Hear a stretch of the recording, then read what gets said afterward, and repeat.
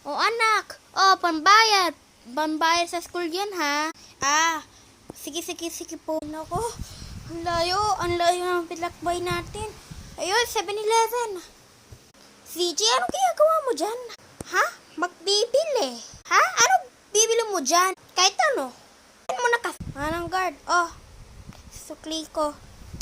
Galing kay mama. Sige, bye. Okay, what 6 plus 8?